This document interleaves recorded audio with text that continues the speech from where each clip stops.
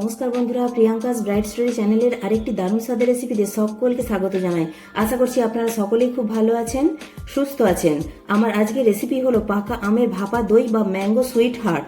শুধু 3টি উপকরণ দিয়ে আপনারা খুব সহজে বানিয়ে ফেলতে পারবেন এই গরমে এই আকর্ষণীয় লোভনীয় ডেজার্টটি। এই প্রচণ্ড গরমে ঠান্ডা ঠান্ডা এই ভাপা দইয়ের রেসিপিটি আপনাদের মন প্রাণ জুড়িয়ে দেবে, আর তৈরি করাও খুব সহজ। আপনারা যদি আমার চ্যানেলে নতুন হয়ে থাকেন, আপনারা প্লিজ আমার চ্যানেলটিকে সাবস্ক্রাইব করে পাশে থাকা বেল আইকনটি প্রেস করে দেওয়ার অনুরোধ রইল। পাকা আমের ভাপা দই খেতে আমরা সবাই খুব ভালোবাসি।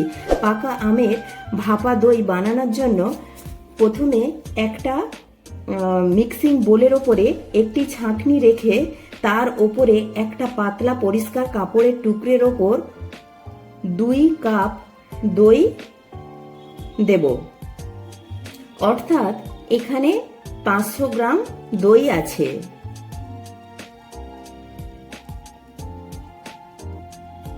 এবার কাপড়ের টুকরোটাকে চেপে দই থেকে জলটাকে ঝরিয়ে দিতে হবে, ঠিক যেমন ভাবে ছানা থেকে জল ঝরানো হয় সেই রকম ভাবেই।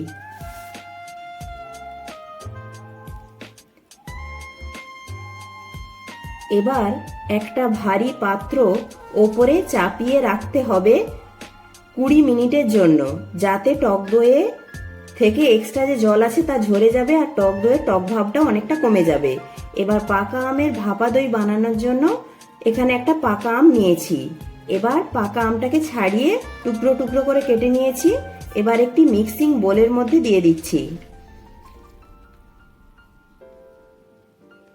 এবার পেস্ট বানিয়ে নিয়েছি পাকা আমটার। 20 মিনিট পর জল ঝরানো টক দইটাকে একটি মিক্সিং বোলের মধ্যে নিয়ে নিচ্ছি।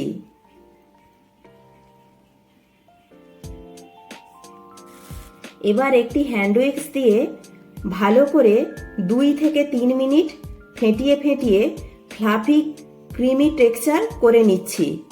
দেখুন, ঠিক এই রকম ভাবে একটা ক্রিমি টেক্সচার তৈরি করে নিয়েছি।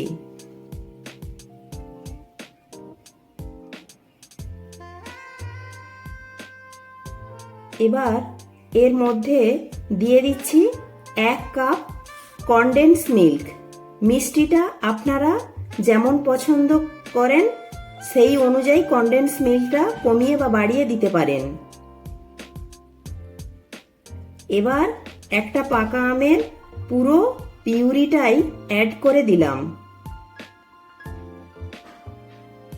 এখন সমস্ত কিছু উপকরণ একসঙ্গে খুব ভালো করে মিশিয়ে নিচ্ছি একটা হ্যান্ড উইক্সের সাহায্যে। এই পর্যায়ে দেখতে খুবই লোভনীয় লাগছে আর কালারটাও খুব সুন্দর এসেছে। এবার দইটাকে ভাপ দেওয়ার জন্য একটা কেক মোল্ড নিয়েছি। এবার এতে দিয়ে দিচ্ছি একটা প্লেন খাতার কাগজ, কোনো বাটার পেপার টেপার কিছুই দিলাম না, যাতে রেসিপিটা দেখা মাত্রই সবাই করতে পারে। এবার আগে থেকে তৈরি করে রাখা আম আর দইয়ের মিশ্রণটা ঢেলে দিচ্ছি।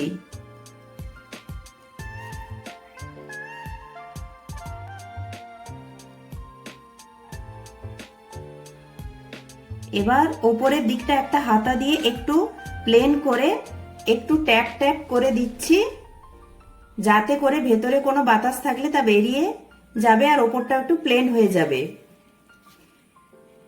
এবার ওপরের মুখটা এই রকম একটা ফয়েল পেপার দিয়ে বন্ধ করে দেব, যাতে ভাপ দেওয়ার সময় দইয়ের ভেতরে কোনো জল না ঢুকে যায়। তবে হাতের কাছে ফয়েল পেপার না থাকলে প্লেট দিয়েও ঢাকা দিয়ে দিতে পারেন। এবার আগে থেকে একটি কড়ায় জল গরম করতে বসিয়ে দিয়েছিলাম। জলটা গরম হয়ে গেছে, ওতে দিয়ে দিয়েছি একটা স্ট্যান্ড। এবার স্ট্যান্ডের ওপরে দইয়ের বাটিটিকে বসিয়ে দিলাম। এবার ঢাকা দিয়ে দেব আর গ্যাসের ফ্লেমটাকে মিডিয়ামে রেখে অপেক্ষা করব 25 থেকে 30 মিনিটের মতো। আর ঢাকনার মধ্যে যে ফুটোটা আছে তা একটা কাগজ দিয়ে বন্ধ করে দেব। এবার 30 মিনিট পর ঢাকা খুলে ফয়েল পেপারটা খুলছি।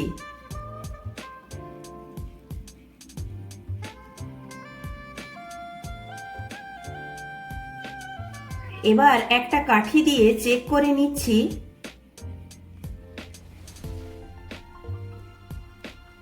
দেখুন কাঠিটা প্লেন এসেছে, মানে পাকা আমের ভাপা দই একদম রেডি। এবার গ্যাস অফ করে দিচ্ছি আর ভাপা দইয়ের পাত্রটিকে কড়া থেকে নামিয়ে নেব।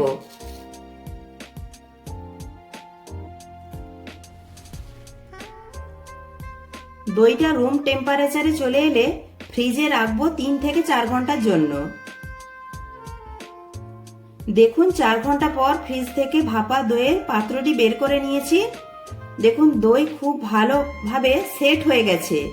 এবার একটি ছুরি ঘুরিয়ে চারিদিকে একটি প্লেটের ওপরে পাকা আমের ভাপা দইটাকে মোল্ড আউট করে নিচ্ছি।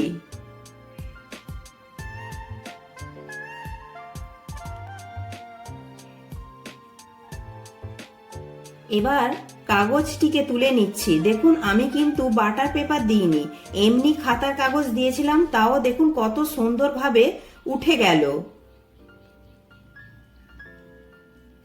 এখন নিজের পছন্দ মতো ডেকোরেশন করে নিতে পারেন। আমি প্রথমে একটু পাকা আমের কুচি দিয়ে দিচ্ছি, আর দিচ্ছি আমন্ড কুচি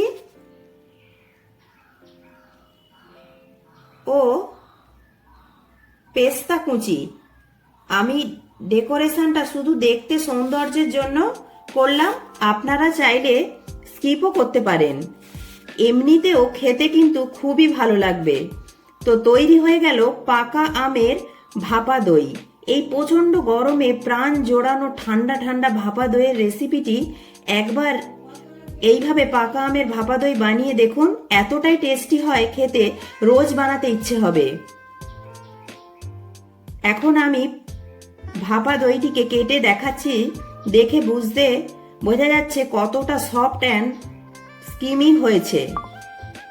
আপনারাও কিন্তু মাত্র 3টি উপকরণে বানিয়ে নিতে পারেন এই ঠান্ডা ঠান্ডা ভাপা দইয়ের রেসিপিটি। আম আর দই পছন্দ করে না এমন মানুষ খুঁজে পাওয়া খুবই কঠিন। আর যদি আম আর দই এর কম্বিনেশন ডেজার্ট বানানো যায় তাহলে তো সেটা সবাই পছন্দ করবেই। দেখতে যতটা না লাক্সারিয়াস লাগছে, খেতে তার থেকেও দ্বিগুণ মজার লাগবে। একদম ক্রিমি, মুখে দেওয়া মাত্রই মিলিয়ে যাবে একটি ডেজার্ট রেসিপি। আমার আজকের রেসিপিটি কেমন লাগলো কমেন্টে জানাতে ভুলবেন না। ভালো লাগলে লাইক, শেয়ার, কমেন্ট, সাবস্ক্রাইব করে পাশে থাকার অনুরোধ।